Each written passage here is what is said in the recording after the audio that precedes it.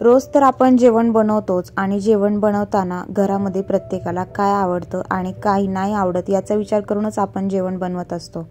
तर कधी कधी आपल्याला पण खूप वेगळं असं काहीतरी खावंसं वाटतं। नेहमी तर आपण चपाती भाजी किंवा भाकरी भाजी जे काही असेल, भात वरण खिचडी एवढंच बनवतो। तर म्हटलं चला आज थोडंसं वेगळं काहीतरी बनवूया। आणि वेगळं काहीतरी बनवताना बऱ्याच वेळेला माझा हा उद्देश असतो की अन्न तर अजिबात वाया जायला नाही पाहिजे। तर आज दुपारी वरण केलं होतं, डाळ घातली होती म्हणजे। तर टियाला पण बरेच दिवस झालं म्हणत होती की मम्मी मला भात वरण खायचे। तर मग त्यामुळे तिच्यासाठी मी आज भात वरण बनवलं होतं, नाहीतर मग ती खिचडी वगैरे पण खात असते। तर भात वरणामध्ये भात संपला आणि वरण थोडंसं शिल्लक राहिलं, म्हणून म्हटलं की चला आज आपण थोडंसं वेगळं काहीतरी बनवूया।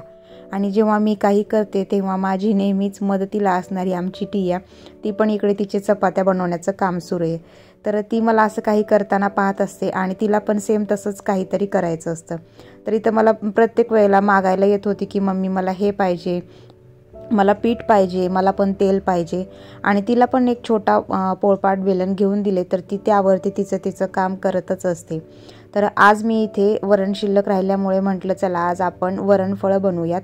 आमच्याकडे तरी याला वरणफळच म्हणतात, पण बऱ्याच ठिकाणी याला चकोल्यासुद्धा म्हणतात। तर चला आज वरणफळं बनवतीये, म्हटलं आहे ते वरणाचा पण वापर होईल आणि थोडंसं हेल्दी आणि वेगळी पण रेसिपी होईल।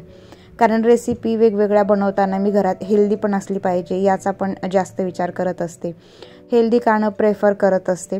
तर म्हटलं चला आज हेच बनवूया आणि सगळेच जण आवडीने सुद्धा खातील। कारण बऱ्याच वेळेला असं होतं की आपण सगळा स्वयंपाक बनवतो, पण आपण आपली आवड न पाहता दुसऱ्यांची आवड काय आहे याचा जास्त विचार करतो। आणि मला तरी वाटतं की प्रत्येक गृहिणीसोबत हेच होत असेल। मस्त इथं माझी वरणफळं तयार झाली आहेत आणि एकदम मस्त आणि टेस्टी लागत आहेत। जेवण पण टियाला पण थोडंसं खाऊ घातलं। वरणफळ बनवताना तसं तर मी मिरचीचा वापर करत असते, पण मिरची माझ्याकडे नव्हती त्यामुळे थोडंसं मी लाल तिखटच घातलं होतं। आणि लाल तिखट घातल्यामुळे थोडासा वरणफळचा जो कलर आहे तो आज लालसर आला होता। आणि मेन म्हणजे याच्यामध्ये ना तूप घातलं ना तर खरंच खूप छान लागतात, एकदम आवडीने सगळेच जण खातात।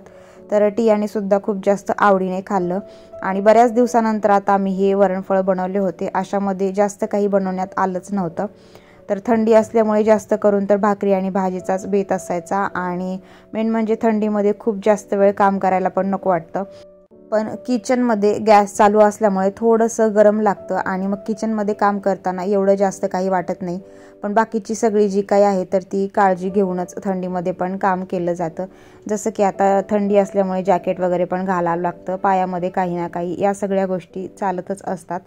तर आज कपडेसुद्धा माझे भरपूर होते आणि ते सगळे कपडे इथे मी आता घडी घालून ठेवते। तर हे जे बेडशीट तुम्ही पाहिले ते बेडशीट एकदम खरंच खूप छान आहे आणि ऑनलाईन मी ऑर्डर केलेलं आहे। अजून वॉश केलेलं नाही आहे, पण बघूया वॉश केल्यानंतर कसं होईल। पण सध्या तरी हे खरंच खूप मस्त आहे, मला तरी म्हणजे खूप जास्त आवडले। कलर आणि बाकीचं जे काही आहे ते थोडंसं मी असंच घेतलं कारण लहान मुलं आहेत आणि मग इकडे तिकडे पाय वगैरे लागतात, जास्त मळलं गेलं नाही पाहिजे। तर त्यामुळे मग मी अशा पद्धतीचंच घेतले। आणि त्याचसोबत आज मी एक छान मस्त क्रिएटिव्हिटी केली होती, तीच तुमच्यासोबत सुद्धा शेअर करते। माझा एक चॉपिंग बोर्ड होता प्लास्टिकमधला, जो की बरेच दिवस झाला आता खराब झाला होता आणि असाच ठेवून दिला होता की यापासून काहीतरी बनवायचं। आणि फायनली याला मी असं थोडंसं काहीतरी किचनमध्ये डेकोरेटिव्ह म्हणून बनवलेलं आहे। ऑनलाईनमध्ये पण आपल्याला खूप काही अशा वस्तू मिळतात, पण मी तसंच घरी बनवलं आणि म्हटलं असा पण हा फेकून देण्यापेक्षा यापासून काहीतरी बनवावं।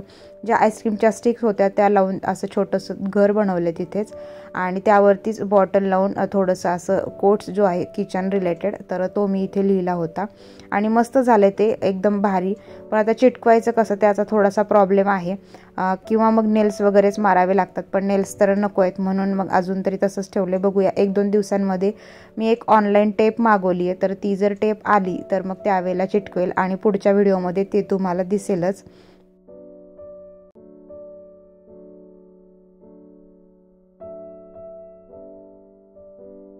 आज वरणफळ तर बनवून आमचे झालेच होते, पण त्यासोबत मी आज तांदूळसुद्धा भिजत घातले होते आणि त्यासोबत डाळ पण।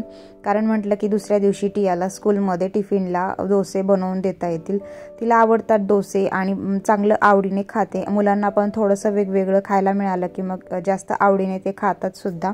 आणि मुलांसोबत बऱ्याच वेळेला आपल्याला पण असं काही ना काही खायला मिळतं, तर त्यामुळे मुलं असल्याचा तो पण एक फायदा असतो. नाहीतर आपण आपल्यासाठी म्हटलं तर खूप जास्त काही वेगळं करत नाहीत.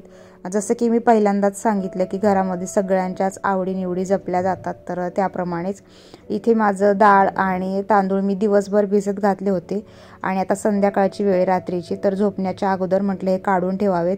आणि टियाच्या कानामध्ये आवाज जातो म्हणून बऱ्याच वेळेला ती हात लावून बसत असते किंवा थोडीशी दूर जाते. मिक्सरचा आवाज तिला कधी कधी नको होतो.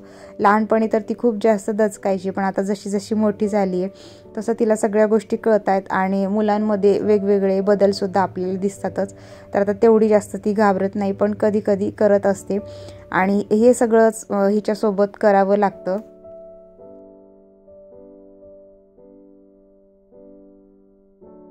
बऱ्याच वेळेला तिला मी जे काही करते ते सगळं करायचं असतं. तर याआधी तिने कधी पाहिलं असेल की जेव्हा हे पूर्ण असं मिश्रण मिक्स केलेलं जातं, तर तेच ती पण आता करत होती आणि ती स्वतःहून म्हटली की मम्मी हे मलाच करू दे म्हणून. ठीक आहे म्हटलं तू कर, तोपर्यंत मी माझी जी काही भांडी राहिलेत ती भांडी घासून नंतर म्हणजे किचन ओटा जो आहे तो क्लीन करता येईल. आणि हे तिचं सगळं काम चालू होतं. आज भरपूर कामांमध्ये तिने मला मदत केली आहे, म्हणजे तिचं काही ना काही असं पाहून चालू असतं. आणि बऱ्याच वेळेला मग तिचा खेळायचा मूड नसेल तर मग ती माझ्यासोबतच असं काही ना काही किचनमध्ये किंवा मी जे कोणते काम करते तर त्या कामांमध्ये इन्व्हॉल्व होते आणि तिचं पण ते चालू असतं.